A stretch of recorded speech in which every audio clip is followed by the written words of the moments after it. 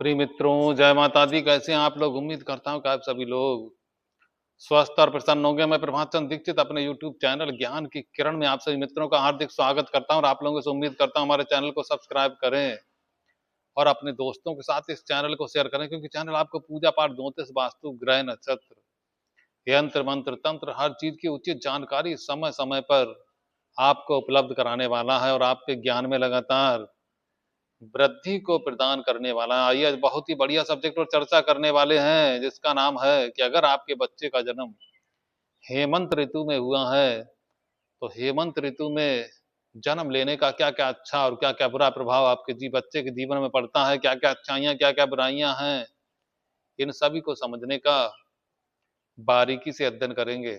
तो आइए, ज्यादा समय बर्बाद न करते हुए डायरेक्ट विषय पर आते हैं। हेमंत ऋतु में जन्म लेने वाले बच्चे। तो देखिए, हेमंत ऋतु में जो जो बच्चे जन्म लेते हैं, ऐसे सभी बच्चे बहुत ही ज्यादा तेज बुद्धि और उत्तम स्वास्थ्य को प्राप्त करने वाले होते हैं।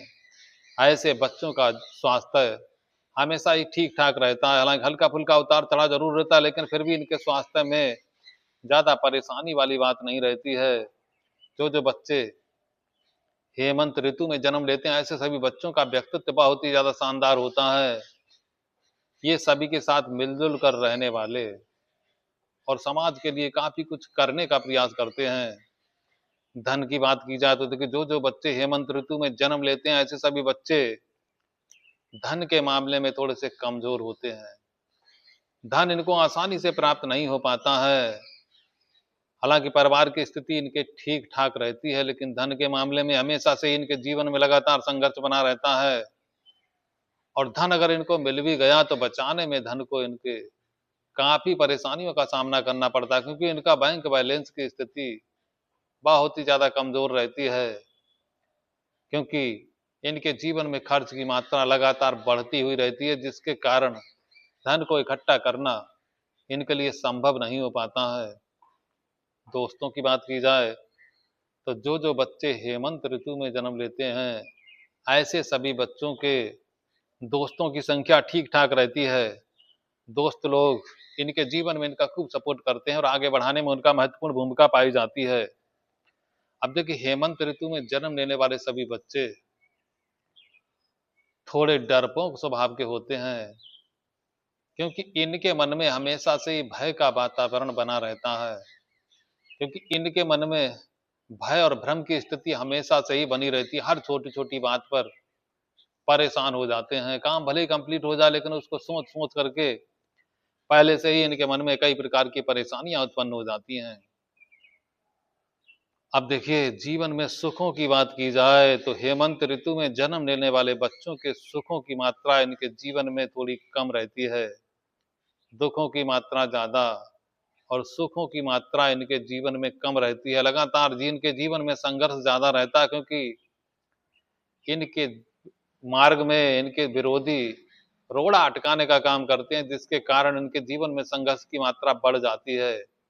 लेकिन फिर भी अपने जुझारूपन के कारण धीरे धीरे भूमि, भवन, जमीन, जायदाद आदि का सुख कुछ देरी के साथ, यानी 52 वर्ष की उम्र के बाद धीरे धीरे उन्नति को प्राप्त होते रहते हैं। शिक्षा की बात की जाए तो शिक्षा में इनके बीच बीच में लगातार व्यवधान बना रहता है और शिक्षा में इनकी रुचि थोड़ी कम रहती है, जिसके कारण अच्छी शिक्षा ग्रहण नहीं कर पाते हैं। लेकिन फिर भी ठीक ठाक साधारण शिक्षा ग्रहण करके जीवन में आगे बढ़ जाते हैं। शत्रुओं की बात की जाए तो देखिए, शत्रुओं की संख्या इनके जीवन में बहुत ज्यादा रहती है। हालांकि ये शत्रुओं से झगड़ा करने में ज्यादा रुचि नहीं लेते, लेकिन फिर भी शत्रु इनके पीछे पड़े रहते हैं, जिसके कारण इनका जीवन काफी संघर्षमय बना रहता है। दाम्पत्य जीवन की बात की जाए तो जो जो बच्चे हेमंत ऋतु में जन्म लेते हैं, ऐसे सभी बच्चों का दाम्पत्य जीवन ठीक ठाक रहता है और पत्नी के साथ संबंध भी इनके मधुर रहते हैं। आयु की बात की जाए तो हेमंत ऋतु में जन्म लेने वाले बच्चों की आयु ठीक ठाक रहती है। 80 से 90 वर्ष की आयु बड़ी आसानी से प्राप्त कर लेते हैं। पूजा पाठ, धर्म की बात की जाए तो देखिए, हेमंत ऋतु में जन्म लेने वाले सभी बच्चे पूजा पाठ और धर्म में कम रुचि लेने वाले होते हैं। ये अपनी मेहनत पर ज्यादा ध्यान देते हैं और मेहनत को ही सबसे ज्यादा श्रेष्ठ मानते हैं, क्योंकि इनके जीवन में संघर्ष की मात्रा इतनी ज्यादा रहती है जिसके कारण पूजा पाठ और धर्म से धीरे धीरे दूर होते हुए चले जाते हैं। व्यापार की बात की जाए तो देखिए, व्यापार के मार्ग में हल्का फुल्का उतार चढ़ाव इनके जीवन में रहता है। व्यापार शुरुआत में इनको काफी संघर्ष करना पड़ता है व्यापार के मामले में, उसके बाद धीरे धीरे व्यापार में अच्छी उन्नति को प्राप्त कर लेते हैं।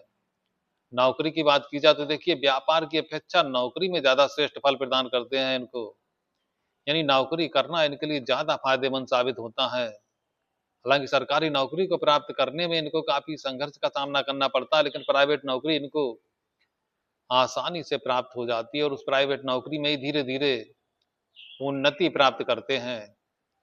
और इनके जीवन में यात्राएं बहुत रहती हैं, हालांकि यात्राओं में इनको कई प्रकार के लाभ की प्राप्ति भी होती है और यात्राओं में इनको कई पुराने मित्रों से भी इनकी मुलाकात होती है और इनके मित्र इनको थोड़ा सा सहयोग प्रदान करने का कार्य करते हैं। लेकिन लाभ की बात की जाए तो जो बच्चे हेमंत ऋतु में जन्म लेते हैं, ऐसे सभी बच्चे के लाभ की मात्रा इनके जीवन में शुरुआत में थोड़ी सी कम रहती है, उसके बाद धीरे धीरे मजबूती की तरफ बढ़ती हुई चली जाती है। बड़े भाई के साथ संबंधों की बात की जाए तो जो बच्चे हेमंत ऋतु में जन्म लेते हैं, ऐसे सभी बच्चों के बड़े भाई के साथ संबंध ठीक ठाक रहते हैं और छोटे भाई बहनों के साथ संबंध भी इनके मधुर पाए जाते हैं। लेकिन छोटे भाई बहनों की तरफ से इनको ज्यादा कोई सहयोग की प्राप्ति नहीं होती है। खर्च की बात की जाए तो देखिए, जो बच्चे हेमंत ऋतु में जन्म लेते हैं, ऐसे से बच्चों के खर्च की मात्रा लगातार बढ़ती चली जाती है, जिसके कारण इनको जीवन में कई बार कर्ज लेना पड़ता है और उस कर्ज को चुकता करने में इनको कई प्रकार के उलझनों का सामना करना पड़ता है और बेवजह अपमानित भी होना पड़ता है।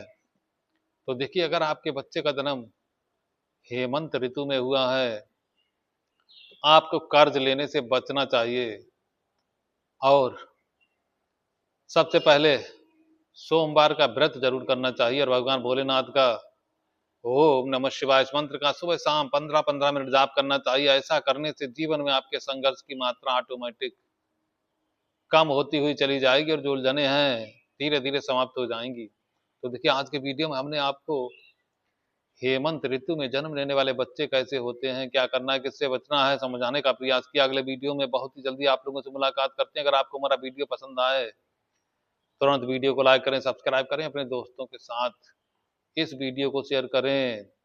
इस वीडियो को यहीं पर समाप्त करना चाहेंगे और अगले वीडियो में बहुत ही जल्दी आपसे मुलाकात करते हैं। जय माता दी।